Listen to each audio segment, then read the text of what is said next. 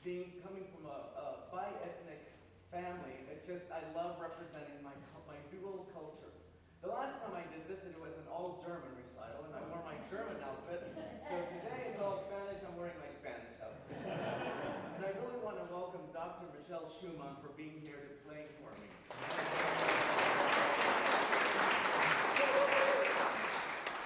So, I feel free to look at the translations, because I personally think it's really important for you to get a really kind of a background of what I'm singing about, because the best composers would take the lyrics first and then try to create the emotion behind the lyrics. And this is an example of all of these pieces were done in that fashion. They found the poetry and then they put it to music. Defaya is actually one of my favorite composers, and he completed this set in 1914. He actually wrote it for a Sarsuela opera star at the time. He was actually in Paris while he was writing this, but then, you know, the murmurs of World War I were starting to come forth when he moved back to Spain, and it really wasn't premiered until later. But what he did do was take 7 familiar folk songs from Spain and set them to his own style. You will hear a lot of Moorish influence, of course a lot of folk music, but especially flamenco.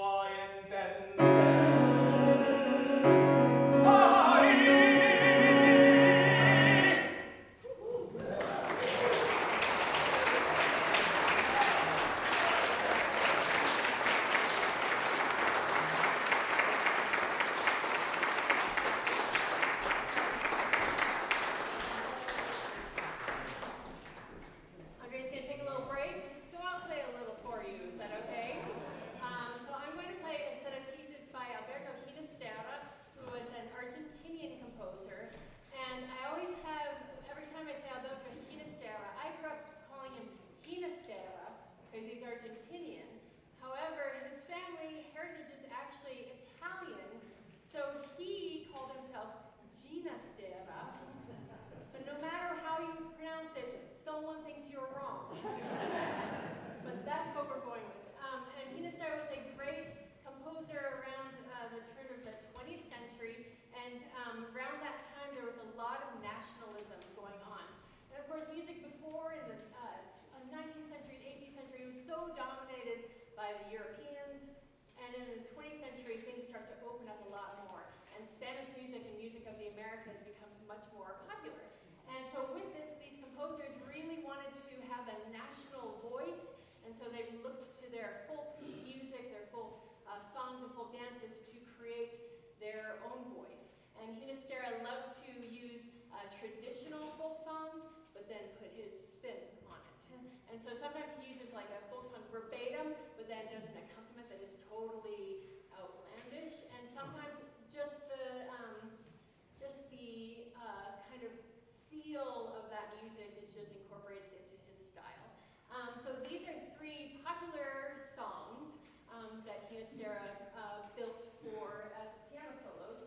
And the first one is the dance of the Old Shepherd, and it's kind of jaunty and quirky and a lot of fun.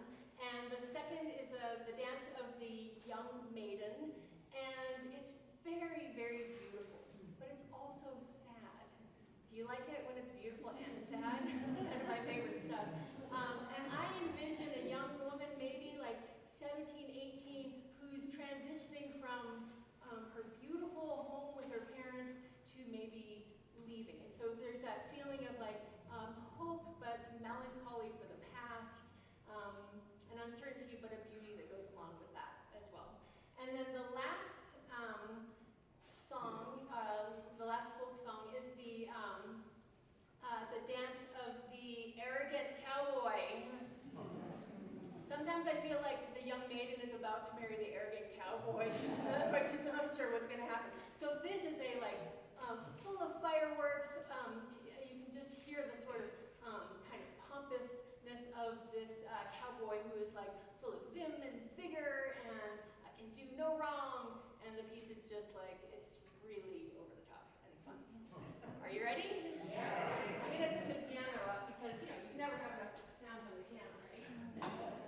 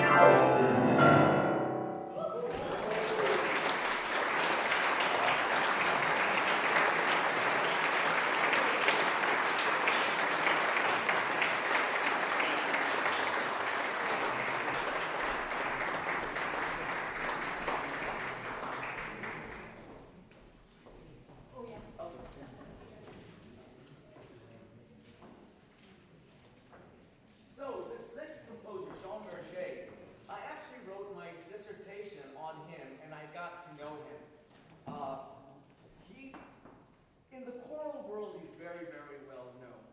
He's written some incredible pieces. And I actually got to know him way back in the 80s, and he hired me to be the soloist in one of his kind of operatic cantatas. So in other words, the choir didn't move, but the actors moved, and I was playing Jesus, actually, so. Yeah, that's far-fetched, but anyway. So anyway, we got to know each other really well, and fascinating human being. He was a German Jew growing up in Nazi Germany, and it was very, very difficult. He actually escaped. Most of the family was caught and executed, and he wound up in Paris, luckily for a while, but then, as we know, the Nazis moved in there also. And he fled to Brazil. Anyone know of Villalobos? He was his assistant. What Villalobos did was hire a bunch of students to go around and collecting folk songs, and then Villalobos would set them into some kind of a beautiful piece of some sort. So he got to know Villalobos really well, and he was a brilliant, Jean Berger was a brilliant pianist. In fact, all this music he wrote for singers that he knew. In fact, he wrote what I'm singing now for Bidu Sayou. She was a big, famous Brazilian opera singer. And he would go on tour all over South America with her. And they wound up in Argentina, where Jean Berger met a very young poet, an Argentine poet named Blanco Amor. And he was so fascinated with the way Jean Berger played, and he knew he wrote a lot of music for singers. He said, "Would you set some of my poems to music?" And he said, yes, he would. So he actually wrote these for Jean Berger. And it's a group of more songs. It's called Vianescas. And the ones that I'm going to sing for you today is El Callejón, which if you read, it's actually quite sad. It's about this young man that goes by this house where his beloved is, though I don't think she really knows that. And he smells her scent and the beautiful flowers, and every day he walks by, she doesn't even know he's alive, and then the next verse, he hears her singing, and he's just, at the very end, he says, my Fifth Street ends up at the sea, and I think I'll just walk to it. So it's really kind of sad anyway, but it's a beautiful piece. The other one is La Mariquita, and it's, they always say women are fickle. This guy is very fickle. He falls in love with this young girl named Mariquita. And at first, oh my God, you're so beautiful, so good. As she ages, he's like, well, I'm not so sure. Typical, right? Typical. So.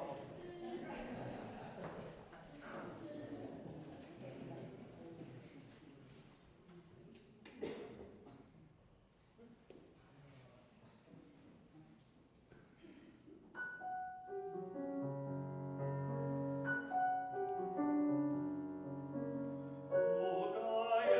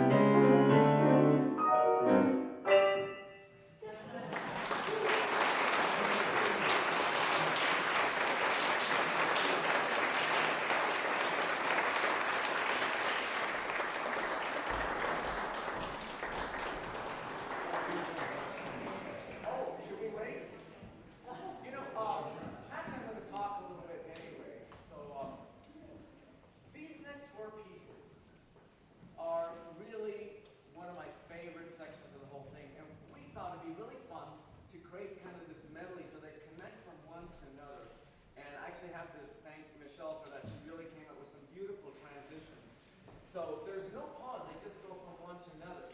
So I'm going to talk about each one individually so you have an idea. It goes from tragic to happy.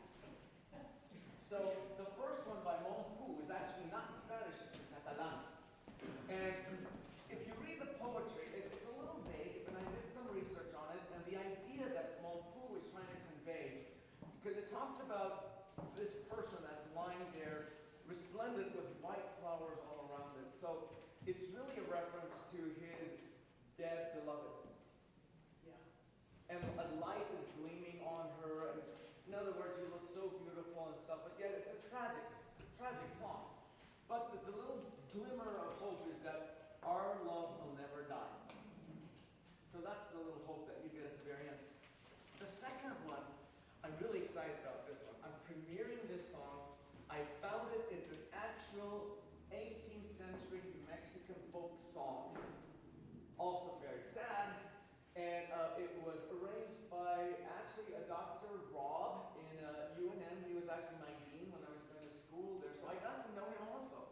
And I found this in his library. There's a whole Dean Rob library at the UNM, and it's all Hispanic music. In fact, he has a zarzuela collection there and everything. So this piece is just stunningly beautiful. And again, it's very metaphoric. This is my interpretation. Literally, it says, the wounded dove comes to me. But I envision a wounded person, a woman comes to me, and I become her protector. Because it says, go and tell the guy to put down his arms because he hurt you. So while I'm telling this guy to be nice, I come back and she's gone. So then my whole purpose after that is finding her. What happened to her? Now, it could also mean, because the second verse says something about she does not exist here.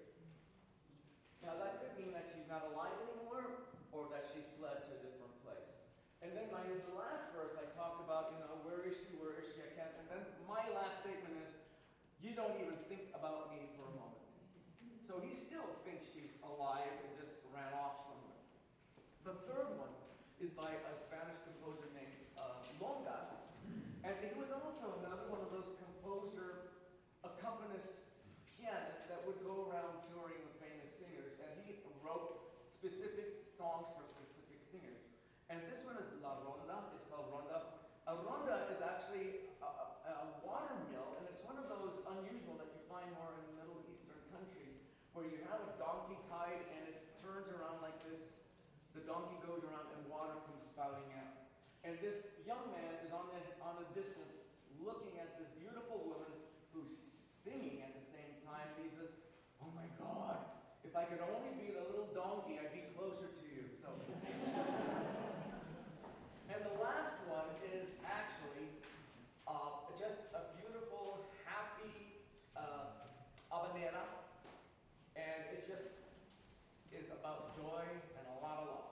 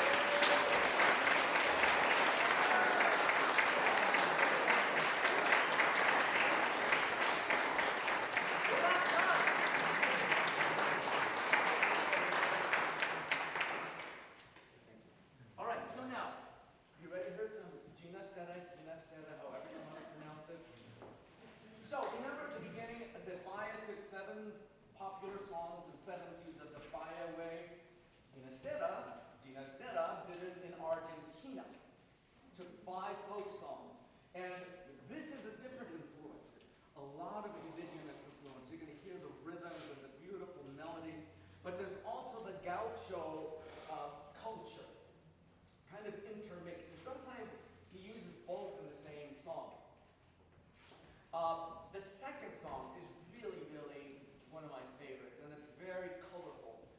It's this cowboy, a gaucho cowboy with his guitar. Can you play those opening chord that play when a guitar goes without any? It's that. You hear that he's tuning up his guitar while he's doing this. So it starts with this really stark kind of just imagine the pampas, these endless meadows like we have the Grand Prairie here, but a lot more greenery. And you hear these little bird calls. And it finally inspires him to sing. And again, it's a sad song, it's called Triste, so what do you expect? And then, the first song is actually very indigenous, and you'll hear it's really, really cool. The third song is very, very much what I consider a South American song that's, even though this is Argentina, it really reminds me more of the music of Peru. It's a beautiful melody. And the fourth one is what we call with the dead baby lullaby. Yeah, it's kind of, remember the Twilight Zone? Yes. It's very similar. It sounds kind of Twilight Zone. But really, it's actually really, if you read the translation, it's actually more comical than a dead baby. This parent is trying to get this child to sleep. And he's not going to sleep because the Sandman is not coming.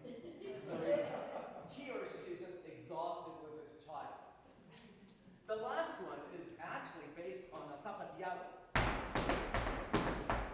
It's actually a step. I'm going to dance a little bit at the end. But anyway, it's about this cat that loves to dance the zapateado. And then, of course, if you read the poetry, this guy's also in love with any woman he sees. So. Okay. I want to add one last thing about the last one. You know, composers often are descriptive about how they want their players to play their music. It's like dolce, which means sweet, or cantabile, which means singing. And the last one, it's rudo, which means rude. So we got a rude cat.